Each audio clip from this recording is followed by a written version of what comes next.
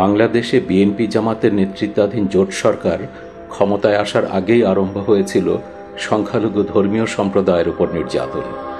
2001 সালের নির্বাচনে সংখ্যালঘুরা কিভাবে ভোটাধিকার থেকে বঞ্চিত হয়েছেন, কিভাবে তারা এখনো নির্যাতিত হচ্ছেন, তার যৎসামান্য উদাহরণ আমি গত 3 বছর ধরে আমার অপেশাদার ভিডিও ক্যামেরায় ধারণ করেছি। যে প্রতিকূল ও ভীতিকর পরিস্থিতিতে আমাকে এসব দৃশ্য ধারণ করতে হয়েছে, সেখানে পেশাগত উৎকর্ষের কোনো সুযোগ ছিল না। আমাদের যাত্রা শুরু 2001 সালের জাতীয় সংসদ নির্বাচনের দিন চাঁদপুরের এক দুর্গম গ্রাম থেকে। বৈকাল হইতে সন্ধ্যার রাত্র হইতে আমার ধমক ধমক যাইতে পারত না। তারপর যাইলে আমরা কাইটা রেখে দিমু, হাত পাট কাইটা রেখে দিমু। করে ধমক দিতেছে, আমরা ভোট কেন্দ্রে যাইতাম না, ভোট দিতাম না। আমি তো আবার পাও ল্যাংরা আস্তে হাঁটতেছি, সে আমার রিক্সা থেকে তো দিয়ে বাড়ি মারছে। যারা যারা গেছি তারপরে কয়ে দিয়েছি এতজন আইছে, এবার আমরা 7-8 জন গেছি। আর 7-8 জনের টাইম দেয় 12 ঘন্টা, কায়ক 10টার পরে খবর হইব, কায়ক তোর মাত্র 2 ঘন্টা 3 ঘন্টা টাইম আছে, কায় আতফা কাটটা রাখিয়ে দিবে এই করে, মানে এডি কইতেছে তারা। আমি গেছি ওই মানে ভোট কেন্দ্রের সামনে গেছি 4-5 জন আমগরে ধাক্কা এবার দিকে দিয়ে কয় যে ভোট কেন্দ্রে যাস না, যদি তোরা ভোট কেন্দ্রে যাস তাহলে তোকে অবস্থা খারাপ হইব, তোকে আজকে নির্ধারিত 2 দিন পর হলে তোকে ধরবো।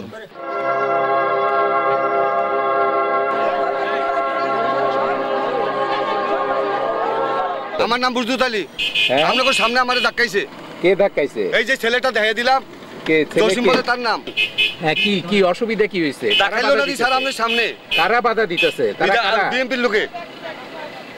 আপনি কি আওয়ামী লীগ করেন? যে আমি আওয়ামী লীগ করি, দেখেন আমরা ভোটার সব এখানে রয়ে গেছি। স্যার সুষ্ঠু ভোট হইতাছে এখানে। এই বেটা, এই আপনি একজন করে বলেন। কথা কি কথা কইতাছে এটা? আচ্ছা ঠিক আছে, দুইজনেই বলেন। কি আপনি বলেন আগে, আওয়ামী লীগের কে উনি বলেন। আচ্ছা, এইখানে আপনার সামনে আমার ধাক্কা দিছে, এরপরেও তারা বার করে দিল না। এইখানে কোনো সুষ্ঠু ভোট, এই তারা থাকিয়া তাকে ভোটটি টাই না নেয়, আমাদের ভোটটি টাই না নেয়, আগে থাকতে দেয় নাই। যে আমাদের কেন্দ্রে খুব শান্তিপূর্ণভাবে আবার শান্তিপূর্ণ নির্বাচন ভোট চলতেছে, সবাই সুষ্ঠুভাবে মহিলা পুরুষ, কিন্তু তারা আমাদের দরজা বাড়ি দিয়ে স্যার ভোট দিতেছে। তাকে গঞ্জাম দেখে তারা গোলমাল করবে। কারা গোলমাল করবে? এই বিএনপির তারা। কেন গোলমাল করবে? বিএনপির তারা, বিএনপির তারা গঞ্জাম করতেছে। সেখানে কি গঞ্জাম করতেছে? হ্যাঁ, কি গঞ্জাম করতেছে? গঞ্জাম করতেছে, আওয়ামী লীগের ভোট দিতে না এখানে।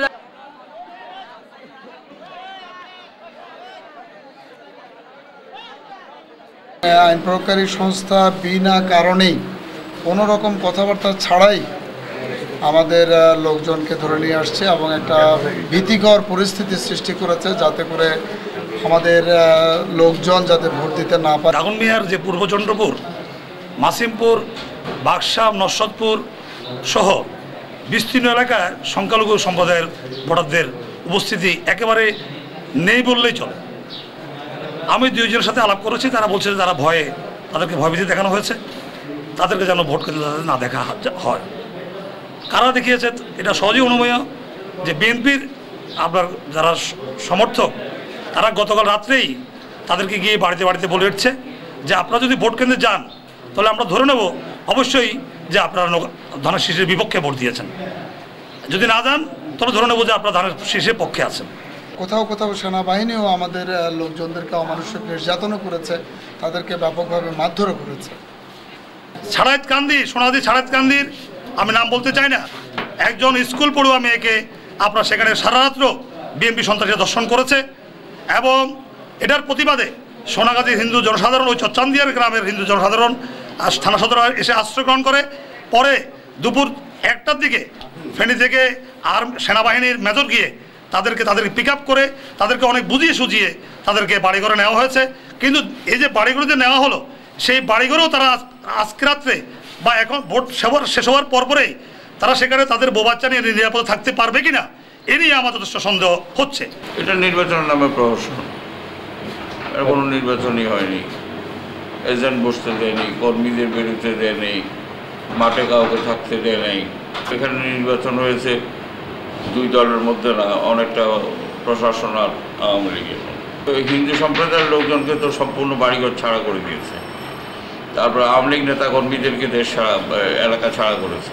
গ্রামে গ্রামে আতঙ্ক সৃষ্টি করেছে। সারা রাত বোমাবাজি, গুলি, মারপিট এসবই চলেছে দিনের পর। ফেনীর জেলার বিভিন্ন স্থানে হিন্দু অধ্যুষিত এলাকার সংখ্যালঘু ভোটাররা নির্বিঘ্নে তো দূরে থাক, তারা ভোট কেন্দ্রে আসতেও পারেনি, ভোট দিতেও পারেনি। যদি এখানে ভোট দিয়ে থাকে, যদি কেউ হিন্দুদের নাম বলে, তাহলে সেটা সংখ্যাগুরু সম্প্রদায়রা হিন্দুদের নাম বলে বলে ভোট দিয়েছে।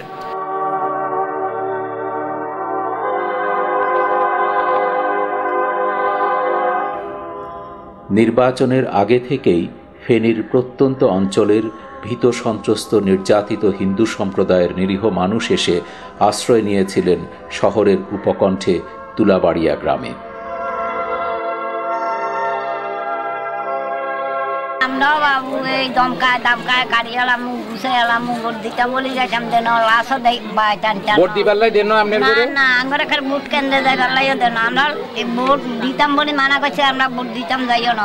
এরম ভাবে দম খাইছে, ভোট দিতে যাবি লাল সানিও তো করে বাইর দিয়ে আইতাম নখে হরে, এরম ভাবে আঙুর দম খাইছে। এই ভোটের হরেও এই যা তা মন্দ কই যা কয় বাইর থাকতাম বলে ইচ্ছে হয় না, তো ডরে বাবু চলিয়ে আসি বাঘর ভাই বাড়িতে যাই গেছে, তোরা ভোট দিতে থাকতি না, ভোট দিতে যাবি মারি শেষ করে এলাম, তোরা ভোট দান লাগতো না, আমরা তোকে ভোট দিয়ে লাগছি। ভয় দেখাচ্ছে এরা কয় তোরা ভোট দিতে আসতি না, তোরা ভোট দিতে যাবি তোর পর অত্যাচার শুরু হবে, আমরা যাই না। আপনার গ্রামের কেউ ভোট দিতে পারে না, আমরা গ্রামের কেউ দিতে পারে না, সবাই চলিয়ে আসে। পুরুষেরা ডরে বাইরে গেছে, আমার মহিলারা কদে পুরুষের ঘরে না পাইলে মহিলার উপর অত্যাচার করবো, মহিলার উপরে মহিলার ইজ্জত নষ্ট করুন।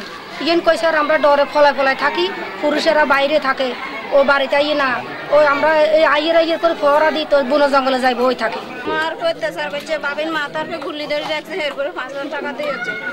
ফলায় ফলায় কদিন থাকবো, কদিন থাকবো বাইতে আয় তো অজ্ঞ করে খুব আমরা আমিলিক করি, তারপরে যাই ডেঁড়ারা আমিলিক করে, ডেঁড়ার করে থাকতে দিতাম না, বাই করে ডেঁড়ার করে বাই করে জ্বালাই দিই।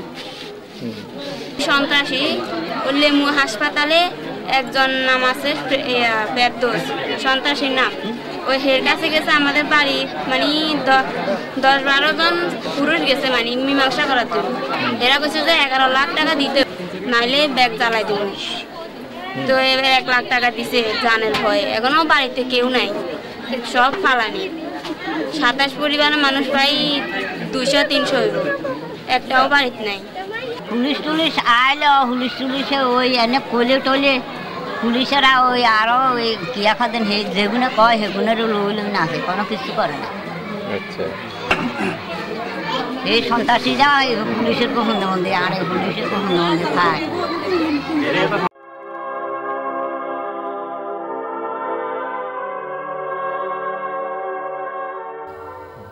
বাড়িতে কিরকম সম্পত্তি নষ্ট হয়েছে? এটা প্রায় 3 লক্ষ টাকার মতো এখানে আমাদের, আমরা একটা অনুমানিক 3 লক্ষ টাকা ছিল। আমাদের ফার্নিচার আসবাবপত্র জিনিসপত্র ঘরে অনেক কিছু ছিল, সব পুরো ছাই হয়ে গেছে। তো আপনারা এখন কোথায় থাকেন? আমরা ফেনীতে থাকি।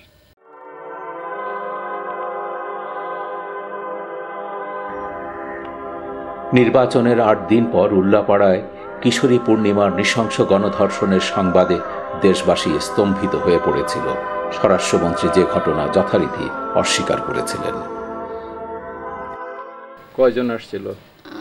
অন্তত 20-30 জনের কম না। আচ্ছা, তো আয়সা তারা কি করলো? ওই তখন আমার স্বামীকে মারলো আগে, তারপর আমাকে মারলো, আমার আর 2 ছেলেকে মারলো। আমার তো কথার মতো কোয়ার মতো বলেনি, খালি দেখছি পূর্ণিমাকে মারা আর আমার স্বামীকে মারা। তখন আমাকে যখন মারিয়া অজ্ঞান করে ফেলা দিল, তখন আর আমি কোনো কথা বলতে পারলাম না। আপনারা মারার আগে কিছু বলছিল? ওই তো বলছিল যে তোরা মাজা ঘুমা হাঁটিস, মালায়নের এত বড় আসপর্দা, আবার নৌকার এজেন্ট হস, তোর এজেন্টের তলাবাই করে দেবো, নৌকার তলাবাই করে দেবো। মঙ্গলবারের দিনে এই বাসাটা আমরা আসবো, আর সোমবারের দিনে এই ঘটনা হয়ে গেল। তখন আর কি করবো? কি আসলো তারপর কি করলো? ঘরের জিনিসপাতি ছিল, নুরদারাজকে নিল, আমাদের হাতে গহনা ছিল, কানে গহনা ছিল, সেগুলো নিল। তা বাদে মেয়েদের হাতে গহনা ছিল, কানে ছিল, যে গরিব মানুষ তৈরি করতেছি, মেয়েটা বিয়ে দিতে হবে, সেগুলো নিয়ে নিছে। চাল ছিল, ঘরের ভিতর কাপড় চোপড় ছিল, বাসন করা ছিল, সব কিছু নিয়ে নিছে। আবার একটা মেয়ে বাড়িতে থাকে, তার 3000 টাকার মতন ছিল, সেগুলো নিয়ে নিছে। আর একটা এই বিয়ের জন্য কয়েকশো টাকা জায়গা ছিল, ছেলের দোকান ছিল, তার 8-10 হাজার টাকা ছিল, বেচা কেনা করে সেগুলো নিয়ে নিছে, সব ভাঙচুর করে নিয়ে নিছে। তারপর কি করলো? ওই তো পরে যখন জ্ঞান ফিরল তখন বাড়িতে নিয়ে আসলো, আমাদের শুশ্রূষা করলো, তা বাদে দেখি যে এটা নাই, ওটা নাই, সেটা নাই, এই তো কাপড় চোপড়। আপনার মেয়ের উপর কখন অত্যাচার করলো? অত্যাচার করলো হলো রাত 8টা থেকে 9টা 10টা পর্যন্ত, 10টার সময় পাওয়া গেছে তাকে। মেয়েকে বাড়ি থেকে তুলে নিয়ে গেছিল? বাড়িতে তুলে নিয়ে গেছিল। কি নাম মেয়ের? পূর্ণিমা। আমার মাকে মেরেছে, ভাইটা দিয়ে একটা বাড়ি খেয়ে পালিয়েছে। মাকে প্রচণ্ড মার দেওয়ার পর আমাকে দিয়েতে 6টা বাড়ি পিঠে দেওয়ার পরে পড়ে গেছে। পড়ে যাওয়ার পর হাত থেকে চাউলের ব্যাগ আগেই পড়ে গেছে। পড়ে যাওয়ার পর ওরা আমাকে ধরে নিয়ে যায় হাটখোলাতে, নানান হাসতে আমাকে করে। তুমি চিনছো ওদের? হ্যাঁ, সবাইকে চিনেছি, আবার কতকে চিনতে পারিনি। কাকে কাকে চিনছো তুমি? চিনেছি জলিল, আলতাফ, লিটন, মান্নান, মালিক, হোসেন, মজনু, এসব, তারপরে রাউফ, ইয়াসিন, তারপরে হলো এরা সবাই গ্রামের? এরা সবাই গ্রামের। এদেরকে আমি চিনতে পারছি, আর কাউকে চিনতে পারিনি। তারপরে আমাকে এইসব মানে যে তোমার উপর অত্যাচার করছে তারা? প্রচন্ড অত্যাচার করেছে। এত বড় একটা দুর্ঘটনায় মেয়ের কোনোদিন জীবনে বিয়ে হবে না। হিন্দু মানুষ তো আমরা, হিন্দু মানুষের কোনোদিন স্বামী মেরে গেলে বিয়ে হয় না। মেয়েদের সঙ্গে খারাপ ব্যবহার করলে, যে ছেড়ে দিলে আবার বিয়ে হয়, তা হয় না কোনোদিনও না। এদের জীবনেও আর বিয়ে হবে না। থানার চিনি না আমি, মানে ওসি না কি দারোগা না কি, সে বললো যে তোমাকে 20,000 টাকা দিয়ে বেলাল পৌরসভার বেলাল চেয়ারম্যান মিটিয়ে দিতে চাইলে তোমাদের ভালো লাগলো না, তুমি এখন তাকে হাজতে দিবে, তাকে করবে, তাদেরকে কি ফাঁসিতে তোমাদের লাভ হবে?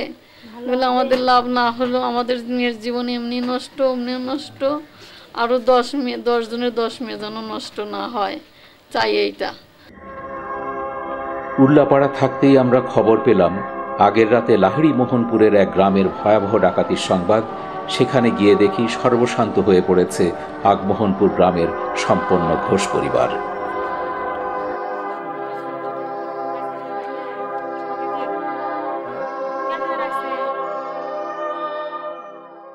পৌনে 1টার দিকে আসে, এসে দরজা ভাঙিয়ে উগো ভাঙিয়ে ঘরের মধ্যে ঢোকে।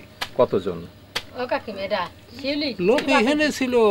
মনে করেন 10-20 জন লোক হবে আর কি, সব নেওয়া দেওয়া। ঘরের মধ্যে 7-8 জন ঢোকে। কানে দুটো তো দিবার ছিলাম না, সেই জন্যে পিস্তল ধরলো। তখন আমি ভয়ে আর কি করব, খুলে দিয়ে দিলাম। চায়া নিল, তারাও দে বেটি তাড়াতাড়ি দে, খুঁটি দিবে দেয়নি তারা। তো আমার ঘরে দরজা আটকা দিছে, আমি বাইরে ফিরনি। আমি কই কি হলো রে, টাকা নগদ 60,000-এর মতো, আর 7 ভরি সোনা, আর এই কাপড় চোপড় মনে করেন যে বহুত কিছু নিছে। নতুন কাপড়, ক্যামেরা ছিল, ফ্যান ছিল, তারপরে 3টে ট্যাক্সি ছিল, এগুলো সব নিছে। পুজোর টাকা পয়সা নিয়ে গেলো, পুজোর জিনিসপত্র আনছিলাম, সব কিছু নিয়ে গেল। পুজোর আমার জোগাড় হয়ে গেছিল। কালকে আমার ছেলেরা ঘর সারিছে, চাঁদা দিয়ে দিছে, সব গরিব লোক পাড়ায় সব নিয়ে গেছে। আর আমরা টাকা পাবো কোথায়? পূজা করবো, আর পূজাই করবো না। কিভাবে পূজা করি বলেন? মানে সরকার থেকে বলতেছে যে পূজা করে আমরা সাহায্য করবো, অর্থ প্রদান করবো, কিন্তু এদিকে যদি একটা অন্যায় করে, আমরা পূজা মনে দাঁড়াবো কি করে? ছোট পাড়া মানুষ কম, তাতে যেভাবে 15,000 টাকা নিয়ে গেল, কিভাবে পূজা করবে? কোনো মায়েরা কোনো মেয়েরা কি মনোরঞ্জন তারা পারবে?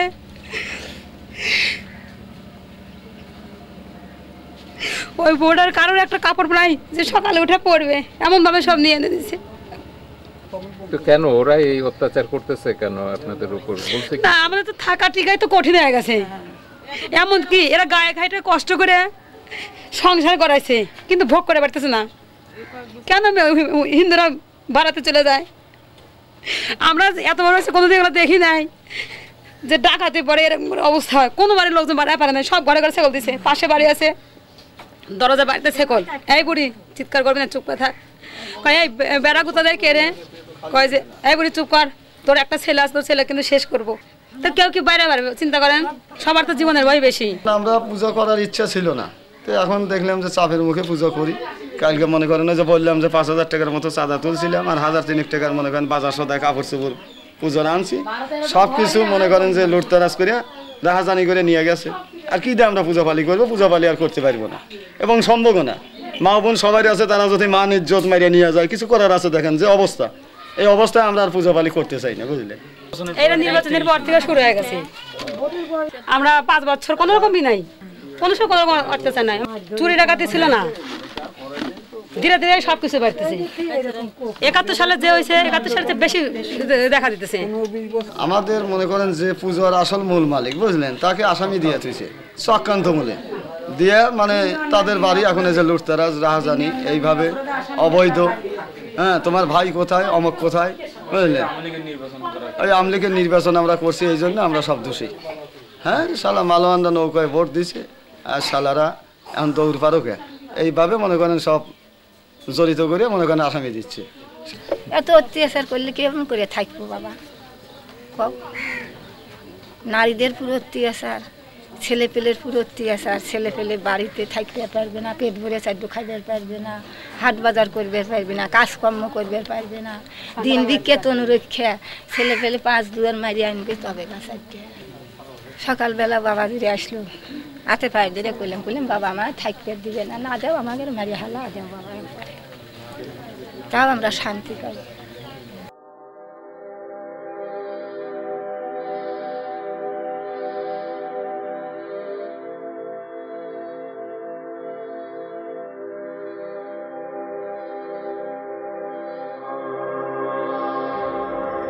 দুর্গাপূজা বাঙালি হিন্দুর সবচেয়ে বড় উৎসব। 2001 সালে বাংলাদেশের হিন্দু সম্প্রদায় কিভাবে দুর্গাপূজা করেছিলেন?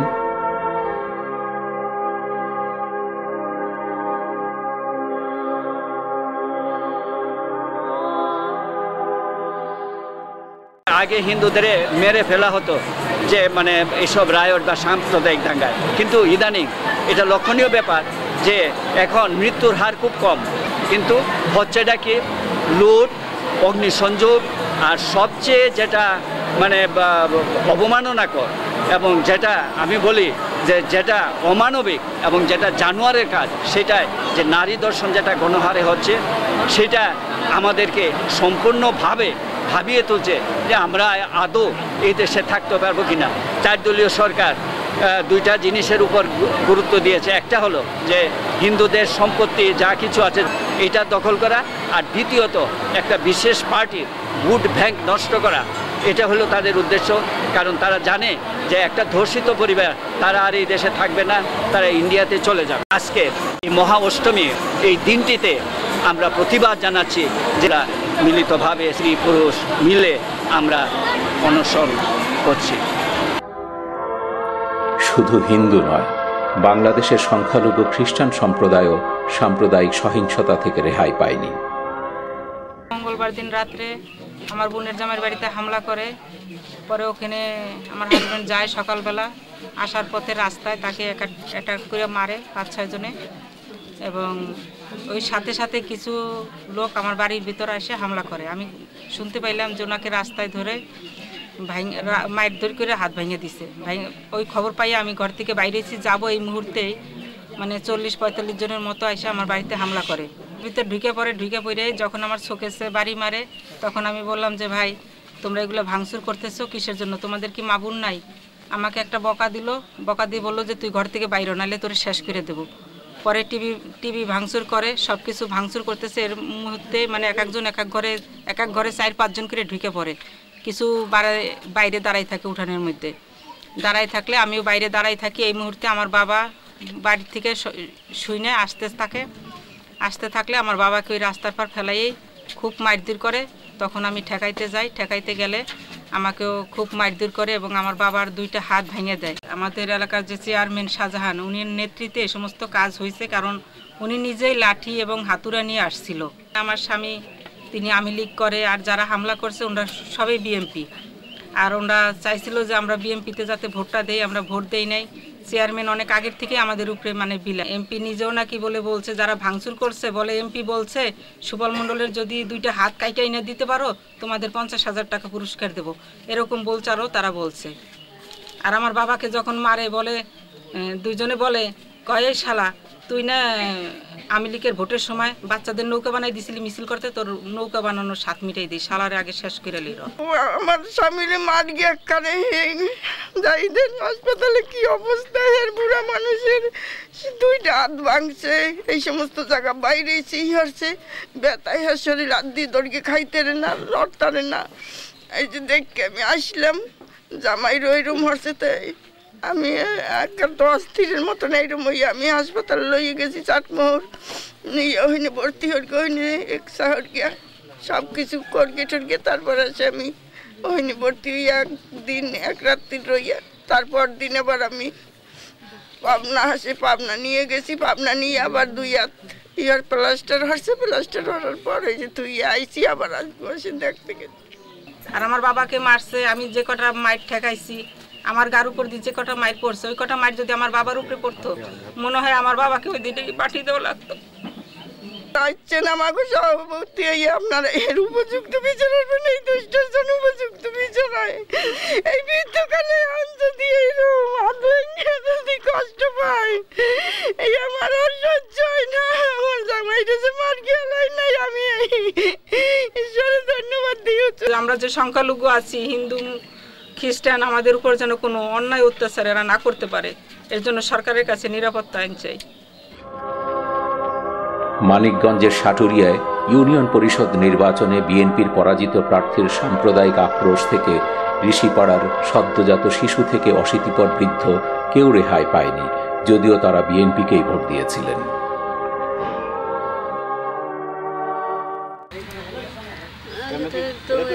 সব মানুষ আইবে করছে এটার মধ্যে বাড়ি আরম্ভ করছে, আবার আমার কয় কি কালামে কয় কি কান্দে করে নিয়ে আনু যায়, কান্দে করে নিয়ে আনু বাচ্চা সহ। তখন আমি ঘর মুখে নুট দিছি, অমনি মাঝে মাঝে বাড়ি মারছে।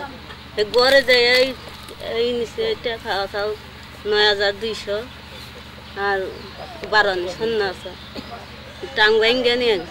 আমি উমরা যাই নাই, আমি বাইকটা আসছিলাম, আমার দূরে আসার দিছে এমনি আহমদ।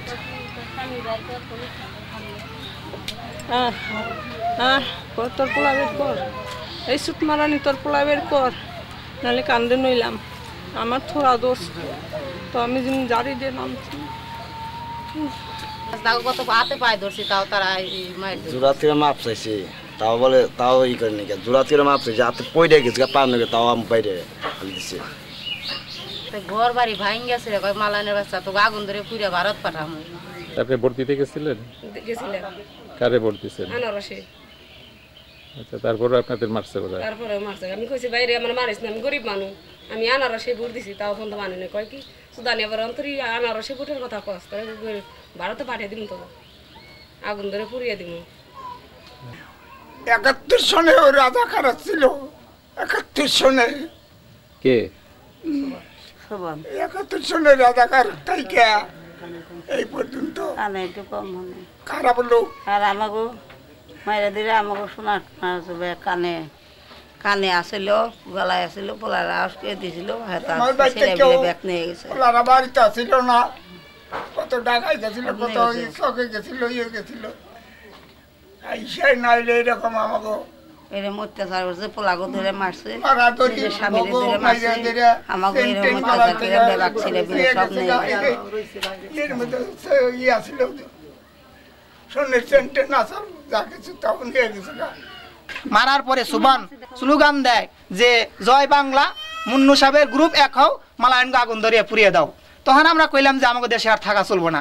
3টা বাচ্চা আমি ঘরে আসছিলাম, ঘরে থেকে তুই বাড়িতে তো টিন ভাঙছে, বেড়া ভাঙছে, ঘরে খেল খিল দেওয়ার সাথে সাথে করে নাড়ি দেওয়া বাইরে আর একটা দেওয়ার আমার ঘরে হে পলাইছাল আমি দেখতেছি দেওয়ারে বাঁচতেছে না আমি বাচ্চা না ঘরে পলাইছে সে দেওয়ার আইছিল সে দেওয়ারে করছে কি দরজা না ফিলটুল ভাঙ্গে তারপরে ঘরে ঢুকছে ঘরে ঢুকে তারপরে কি সুদানি তুই বুট দাস না না সে বুট দাস নাকি তার নাম হলো কালাম সাহেব হ্যাঁ তো মানে আমার নাড়িতে বাইরে এই জায়গায় বাড়ি দিছে না আমার ফালে দিছে এই জায়গা থেকে তারপর 3টা বাচ্চা আমার 3টা বাচ্চা ধরে ঘাট ধরে আসার দিছে এই কালাম সাহেব জায়গার বলে যে ঋষি যা আছে সব পুরো ভারত দাও ঘর দরজা সব আগুন ধরে দাও এগুলো সুবান রাজাকার এগুলো বলে আর কি। যখন হামলা হয়েছে তখন কি গ্রামের কেউ আসছিল? আসছিল কিছু লোক এসে মানে ফিরাইছিল দিকে এর জন্য আমার এরা বাঁচছে, তা নাহলে বাঁচবার কোনো কথা ছিল না। আরও বলছিল যে এই যারা যারা এই এমপি সাহেবের লোক যারা আছে এখানে থাইকা আগুন ধরিয়ে দাও এই ফেলে পরে এইগুলা অত্যাচার করে মুন্নু সাহেবের গ্রুপের লোক যারা আছে তারা একতা হয়ে আগুন জ্বালিয়ে দাও ঋষি বাড়ি। কে বলছে এটা? এটা সোবান বলছে রাজাকার।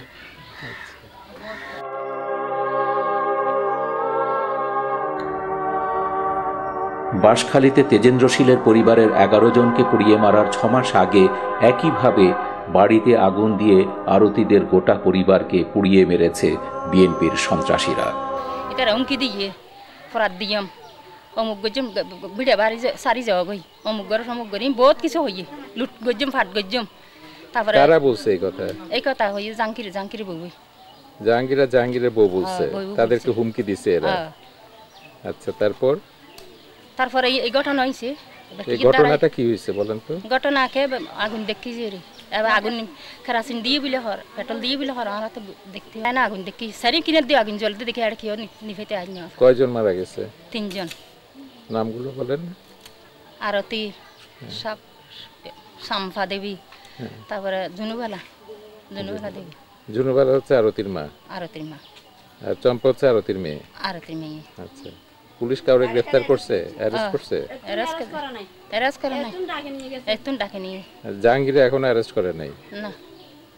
আর ফুয়া সাহেব পানি ঢেলে দিন আর ঝাঁপ জ্বলি উড়ে তার ফল তো কিছু তাসিল দেয় না আইয়ের পুলিশে দেখে দেয় না পুলিশ আর ফোর দিয়ে ফানি দিকে জানা না আর পুলিশে হয়ে দেখি তুই মানে স্থায়ী থাকো আর ফুয়ার গিয়ে তারপরে বেগুন এসে আর ফুয়া বাড়ি চলে গিয়ে আর ফুয়ার আবার ডাকি আনি বাড়ি নিয়ে হতো না। কেন আপনার ছেলেরা কেন নিছে আপনি কি মনে করেন? আই কেন হইম কি শত্রুতা কইরা? শত্রুতাই হরি না কি আল্লাহ ইতাল্লা ফিরিছেন যে জাঙ্কির হরে এই জাঙ্কির হইলো আল্লাহ ফিরিছেন আল্লাহ জাগার বিয়া ফারে ফিরিছেন আরো খাইতে মাইতে বহুত বার এসে আনা ফারা দিকে লোকের জিজ্ঞাসা করেছে মানে এখানকার যত হিন্দু আছে সবার জমি তার দরকার তাই সরগনা তাই মানে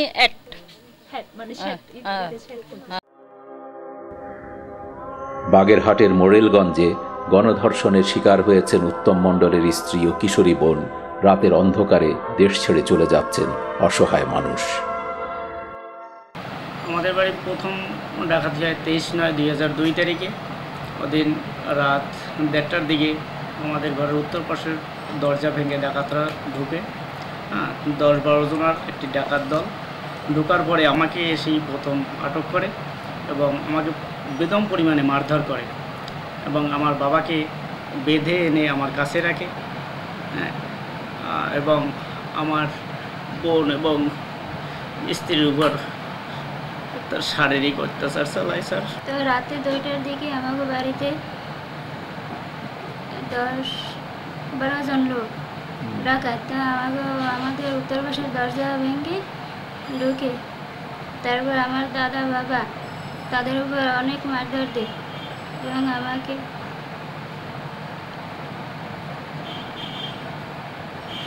আমার বৌদির উপরে অনেক অন্যায় অত্যাচার করে।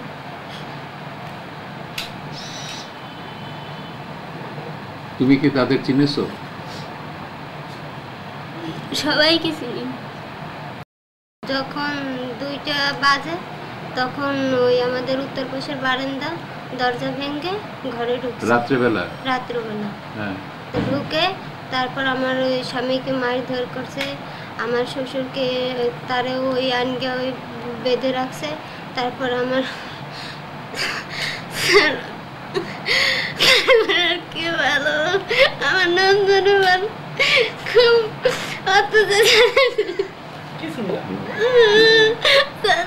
আমার ছেলেটা গলা কেটে ফেলাইতে চাইছে, টানাটানি করছে, আমারেও মারছে, ছেলের কিছু বলতে পারি না। যখন স্বামীকে মারে তখন খেয়াল তাকে যায়। কয়জন আপনার উপর অত্যাচার করছে? আমার নন্দের উপর 4 বছর। আর আপনার উপর কতজন? আমার উপর 3 জন। তা আপনারা তখন কি চিৎকার করেন না কিছু? আমি চিৎকার করছি, আমাদের মার ধরতেছে 3-4 জনে। তারপর আমি ওরা যখন এই করে তখন আমি ডাকতেছি, তখন ওই পার্শ্ববর্তী লোকে শুনছে, শুনকে তারা ডাকতে দিতেছে, তখন তারা চমকে গেছে। আমাদের ঘরের আমাদের পরনে যার যা ছিলাম তাই স্যার আছে, তাছাড়া আমাদের কিছু নাই। ঘরের যাবতীয় মালপত্র তারা নিয়ে যায় স্যার। এই নিয়ে যাওয়ার পরে আমরা রাতে আমাদের বাড়ি বহু লোকজন আসে, তাদের কাছে আমরা বলি যে এই ঘটনা ঘটিয়ে গেছে আমাদের। এখন আমরা হয়তো আপনারা আমাদের সাথে চলেন, নতুবা আমাদের ভিটে বাড়ি আপনারা রাইখে দেন, আমরা দেশ ছেড়ে চলে যাই। এই কথা বলার পরে আমাদের এলাকাবাসী গ্রামবাসী বলল যে আমরা সকালে থানায় যাব। হিন্দু মুসলমান সবাই মিলে থানায় যাইয়া আমরা এর বিচার চাব। তখন আমরা 9 তারিখ সকালে 9/5/2003 তারিখ সকালে আমরা থানায় গেলাম। তখন থানায় দারোগা ওসি সাহেব ছিলেন ইউসুফ সাহেব, তার কাছে আমরা গেলাম। সে বলল যে এই ডাকাতি কেস আমি নিতে পারবো না, অন্য যদি কেস কাণ্ড করেন তাহলে আমি নিতে পারবো। আমি অনুরোধ করলাম, পাও ধরে কান্নাকাটি করলাম যে স্যার আমার ডাকাতি কেসটা নেন এবং এই যে নারী নির্যাতন এই কেস 2টা নেন স্যার। কোনো কথাই আমার শুনলেন না, না শুনে বললো যে তোমরা অন্য কেস দিলে দাও, নতুবা তোমরা চলে যাও। তখন আমরা নিরুপায় হইয়া 50 জন লোক আমরা বাড়িতে চলে আসি। তারপরে স্যার আমরা বাগেরহাটে যাই। বাগেরহাটে যাইয়া আমরা পুলিশ সুপার, জেলা প্রশাসক, স্বরাষ্ট্রমন্ত্রী এবং প্রধানমন্ত্রীর কাছে আমরা একটা গণ দরখাস্ত দিই, যে দরখাস্তে আমাদের সিংড়াখালী ইউনিয়নের এবং আমরা পাশাপাশি যারা সংখ্যালঘু বাস করি তাদের ইতিহাস ওই দরখাস্তে তুলে ধরছি। তুলে ধরার পরেও আমরা 1 মাসের ভিতরে কোনো সাড়া পাই নাই। আপনি ওদেরকে আদালতে শনাক্ত করতে পারবেন? পারবো স্যার, হ্যাঁ পারবো। সবাই যারা যারা অত্যাচার করছিল সবার চেহারা আপনার মনে আছে? স্যার সবাই তো চিনতে পারি নাই, চিনছি আমি তো ওই কাইসেল হেরিকেনের আলো আর টর্চের লাইট এই দিয়ে দিয়ে। কারে কারে আপনি চিনছেন বলুন তো? শাহিন, তারপর হইছে ওই মান্নান, এই লিন্টু। পার্শ্ববর্তী গ্রাম সিংজোর স্যার, সিংজোরের স্বপন কুমার হালদার তার মেয়ের SSC পরীক্ষার শেষ দিন যখন বাড়িতে আসে, ওই রাতে স্যার রাত 10টার সময় তাকে বাড়ি থেকে ধরে নিয়ে যায়। ধরে নিয়ে গিয়া লিন্টু বক্সের বাহিনী এবং ওই মন্নান দিদারের বাহিনী এরা একত্র হইয়া তাকে সারা রাত্র অত্যাচার চালাইছে, শারীরিক অত্যাচার। এবং সকালবেলা তার কাছ থেকে স্টাম্পে তার জায়গা জমি সব লিখে নিয়ে গেছে এবং তার বাড়িতে একটা গরু ছিল, সেইটা গরুটার চোতা করাই নিয়ে গেছে এবং সেই গরুটা এখনও ওই কালাম হাওলাদারের বাড়ি এখনও আছে। সেই গরুটা একটা গাভী গরু এবং তাকে এত নির্যাতন করছে যা ভাষায় অবর্ণনীয়। মেয়ের নাম স্যার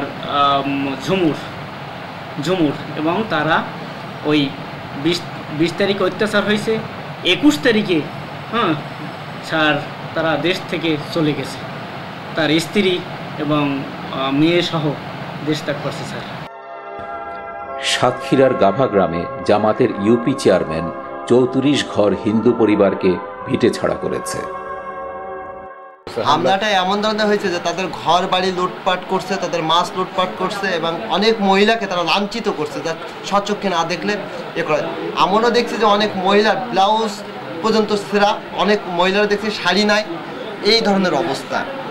এবং এই পরিস্থিতিতে আমি তাদেরকে ওই অবস্থায় সাতক্ষীরা রিপোর্টার্স ক্লাবে নেই। তখন আপনারা থানায় কোনো কেস করেন নাই? হ্যাঁ, আমরা তখন থানায় কেস করছিলাম এবং কোর্টেও কেস করছিলাম, কিন্তু থানার মামলাগুলো FIR ভুক্ত করিনি।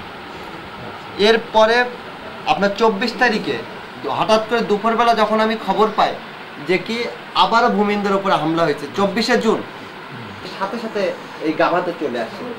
আসার পরে আমি এদেরকে নিয়ে আবারও চলে যাই সাতক্ষীরা প্রেস ক্লাবে, এডুপ্লাস ক্লাবে।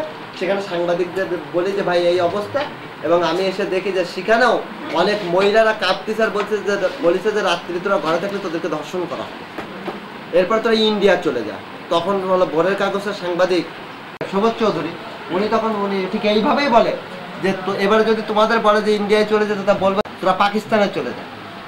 আজকে এই ধরনের সংখ্যালঘুদের উপরে যে ঘটনা, আমার ভূমিহীনদের উপরে যে হামলা হয়েছে, আজকে আপনারা আসছেন, আমি আপনাদের কাছে বিচার চাই, আমি দৃষ্টান্তমূলক শাস্তি চাই এই জামাতের নেতৃবৃন্দকে। আমাদের ওই ঘের বাড়ি করিব গাঙ্গেশ্বরে, সেখানে আমার স্বামী একদিন দুপুরবেলা যায়, গিয়ে দেখে আমাদের ঘরে মাছ ধরতে জাল বেই। আমার স্বামী সেটা নিষেধ করলো, নিষেধ করার পরে তার মারধর করলো অনেক লোকে। গিয়ে দেখি 10-20 জন ধরে মারতেছে। আমরা কিছু থাকাতে আমাদেরও মেরিছে, আমার শাশুড়ির মেরিছে, আমার জাতদের মেরিছে। আর তারা বলে কি হিন্দুত্ব মেরা তো আগে নিছে, আর কটা তো আমাদের হাতের মুঠোয়, এই বলে তারা। বলে কি হাত কেটে নেবো, পা কেটে নেবো, আর বলে কি যে তোরা ইন্ডিয়ায় দূরেই যা, তোদের পাঁচা লাতিতে তাড়াই দেবো, বলতে কি তোদের বাচ্চা কাচ্চাগুলো কুটি কাটি রান্না করে খাবো, এই বলা বলি করে সব। তারা তো কোনো উত্তর দেয়নি। তারা মারধর, সেখানে আমরা বসবাস তো করতে পারতেন তো। কারা এটা করতেছে বলেন? করতে জামাতের লোক। তারা জামাতের লোক? হ্যাঁ।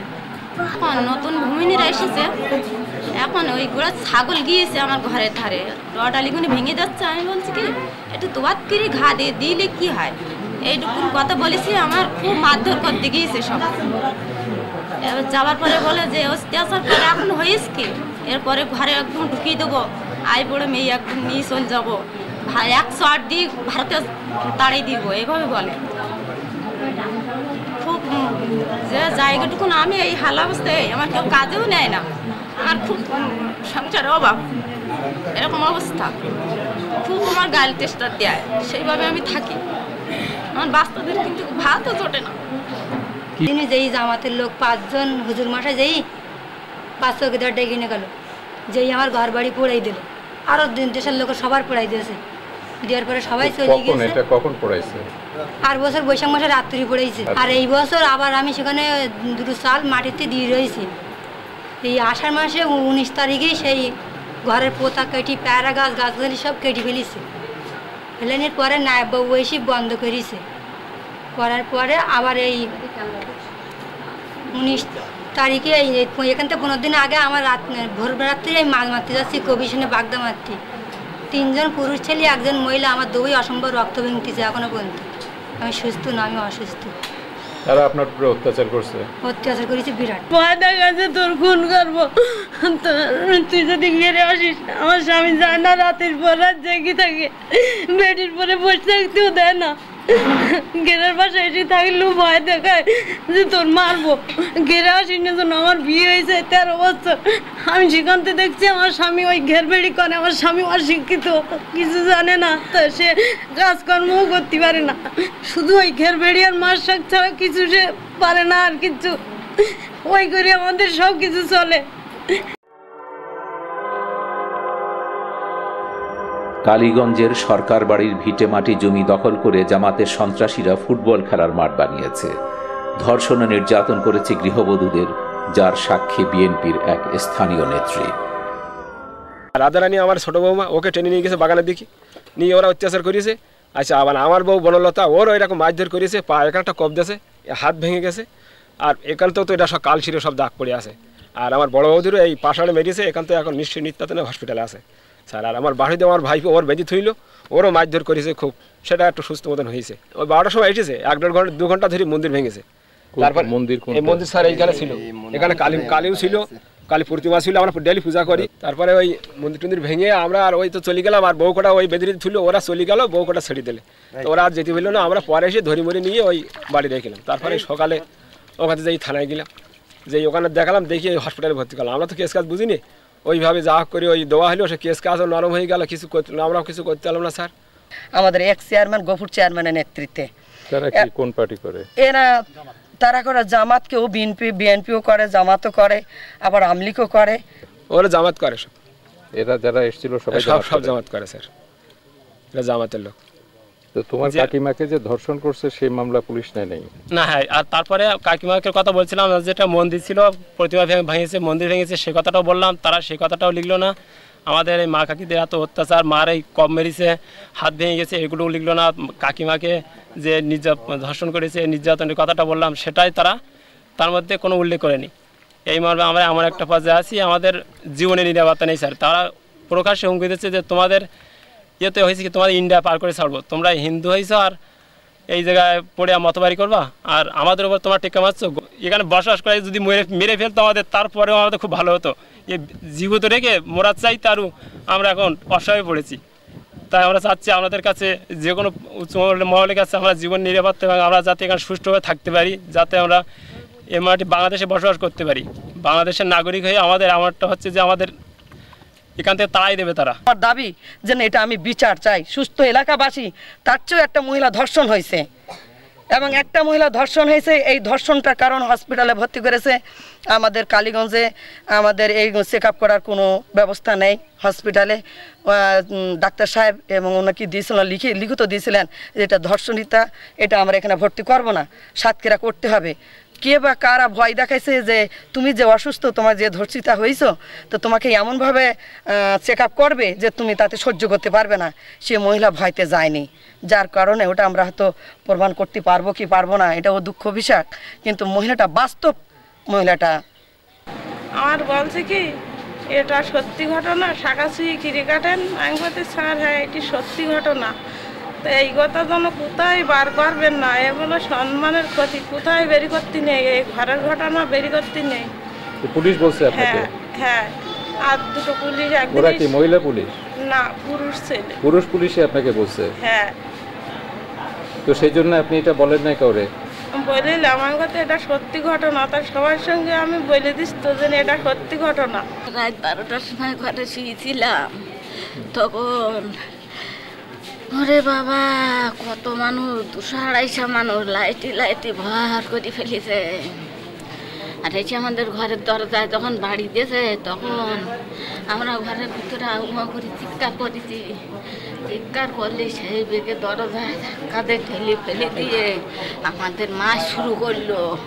দুমদাম বাড়ি, সে কি বাড়ি, বাবা বাড়ি মেরিয়ে আমাদের ফেলে তুলো, ফেলে দিয়ে পিনমোড়াতে বাঁধলো, পিনমোড়াতে বেঁধে ফেলে রেখে তখন আমাদের মায়ের মন্দিরে দিয়ে মা কালী মার বেরিয়ে খান খান করে ফেলে মা কালীর মন্দিরে এইবার ভাঙা শুরু করলো।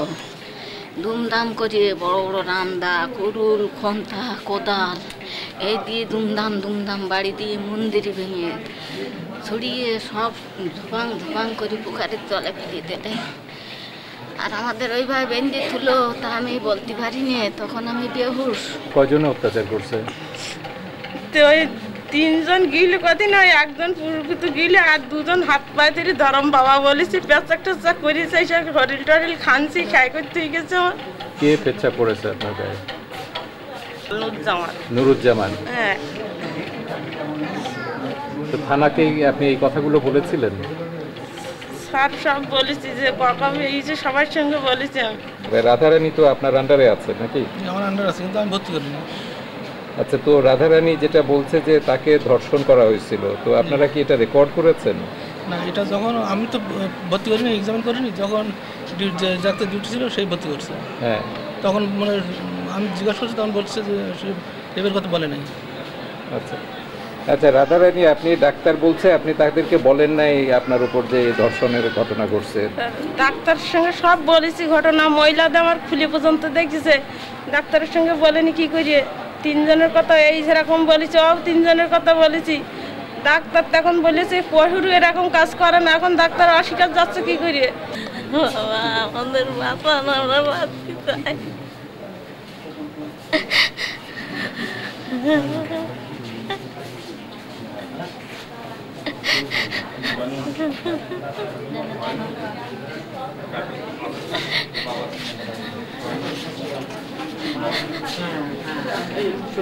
সব ভারতে, আমি এখানে কেউ লেখা রয়েছি, এই আমার নির্যাতনা দিচ্ছে।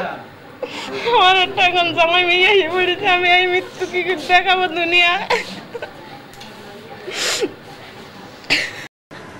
তত্ত্বাবধায়ক সরকার ক্ষমতা নেওয়ার পর থেকেই কিন্তু সাম্প্রদায়িক নির্যাতনের বিষয়ে আইন সালিশ কেন্দ্র তাদেরকে সতর্ক করে আসছিল, কারণ আইন সালিশ কেন্দ্রের একটা শঙ্কা দেখা দিচ্ছিল যে নির্বাচনের সময় এটা একটা ভয়ঙ্কর রূপ ধারণ করতে পারে, যেটা করেছে। আমরা সবাই দেখেছি যে 2001 সালের নির্বাচনের দিন থেকে শুরু করে পরবর্তী পর্যায়ে এটা কিভাবে ছড়িয়ে গেছে।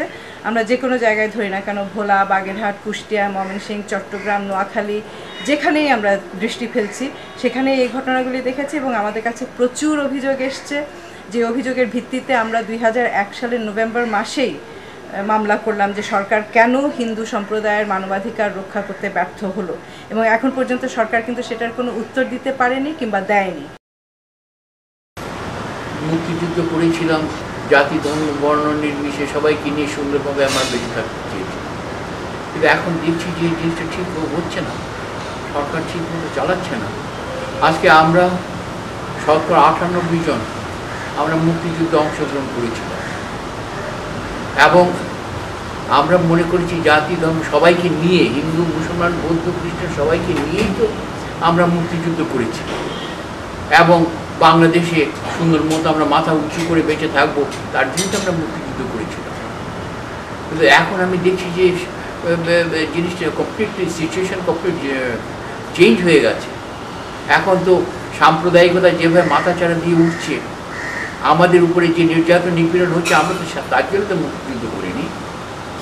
তাই আমি সরকারের কাছে এবং জনগণের কাছে অনুরোধ রাখবো যে এর একটা প্রতিকার আমরা চাই, আর না হলে তো যেভাবে দেশ চলছে, দেশ তো দিন পর দিন যে দেশ তো খারাপের দিকে যাচ্ছে, তো এটা তো বাংলাদেশের জন্যে ভালো ফল আনবে না। এবং এগুলো করে তো আমি দেখছি যে আমাদের বাংলাদেশের জনগণের মধ্যে একটা বিভেদ সৃষ্টি করা হচ্ছে। আজকে আমি হিন্দু, আমি মুসলমান, আমি এগুলো আমি যদি চিন্তা করবো কেন? যারা এই সব কাণ্ড কারখানা ঘটাচ্ছে, এই সহিংসতা এবং মৌলবাদী জঙ্গি তৎপরতা চালাচ্ছে, তাদের একটাই উদ্দেশ্য, তারা বাংলাদেশকে আফগানিস্তানের মতো একটা তালিবানি রাষ্ট্রে পরিণত করতে চায়। এই যে তো সমস্ত কিছুতেই বাংলাদেশ মানুষ এটা মেনে নিতে পারে না, কিন্তু সহিংসতা, নির্যাতন, অত্যাচারে কিছু কিছু মানুষের মন হয়তো ভেঙে যেতে পারে। এর বিরুদ্ধে আমাদের একটা কঠোর অবস্থান নিয়ে সাধারণ মানুষকে জাগিয়ে তুলে দেশটাকে আবার প্রগতির পথে নিয়ে আসতেই হবে।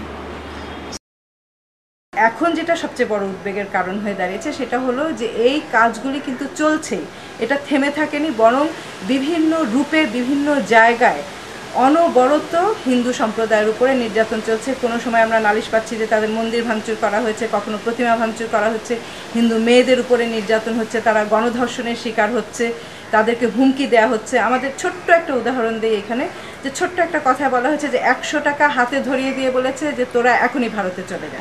মানে তাদেরকে তাড়িয়ে দেওয়ার যে একটা বিরাট, আমি বলবো পরিকল্পনাও হতে পারে কিংবা একটা উদ্যোগ যে চলছে, সেটার প্রতি কোনো রকম নজরই সরকার দিচ্ছে না। এবং এখানে একটি কথা আমি বলতে চাই, সেটা হলো যে সরকারকে আমরা বারবার একটা কথা বলেছি যে যখনই কোনো মানবাধিকার লঙ্ঘনের নালিশ আসে সেটা কিন্তু শোনার বিষয়, সেটা একেবারে ইগনোর করার বিষয় না। এই ব্যাপারে তাদেরকে সতর্ক হতেই হবে। বাংলাদেশে জঙ্গি মৌলবাদ ক্রমেই একটা ভয়াবহ অবস্থার দিকে এগিয়ে যাচ্ছে। এর ফলে সহিংসতা বাড়ছে, সাম্প্রদায়িক নির্যাতন বাড়ছে এবং মানুষের মন বিজ্ঞানভিত্তিক চিন্তার থেকে সরে গিয়ে কুসংস্কারের আবর্তে নিপতিত হচ্ছে। সবচেয়ে ভয়াবহ ব্যাপার হচ্ছে সহিংসতার বিস্তার, খুন, রাহাজানি এবং নির্যাতনের মাধ্যমে মানুষের মন থেকে বিজ্ঞানভিত্তিক চিন্তাকে সরিয়ে দেওয়া।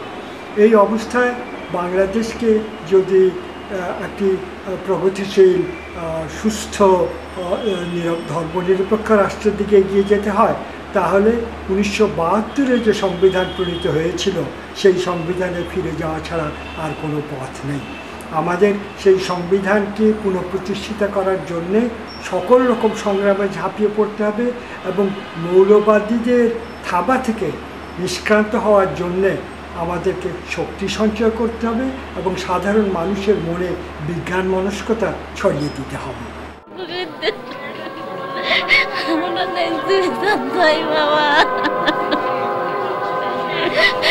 বাবা তোমাদের আন্তরিক পায়ে পড়ি বাবা,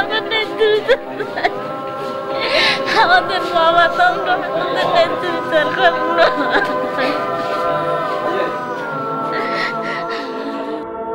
ডুবন্ত মানুষ যেভাবে বাঁচবার জন্য খড়কুটো আঁকড়ে ধরে, কালীগঞ্জের অসহায় আদুরি সরকার সেভাবে আমার হাত আঁকড়ে ধরেছিলেন সামান্য অবলম্বনের আশায়। বাংলাদেশের সংখ্যালঘু ধর্মীয় সম্প্রদায়ের উপর এই নজিরবিহীন নির্যাতনে সমগ্র জাতি ক্ষুব্ধ, বেদনাহত। মানবতার এই চরম লাঞ্ছনা আমরা আর কতদিন সহ্য করব?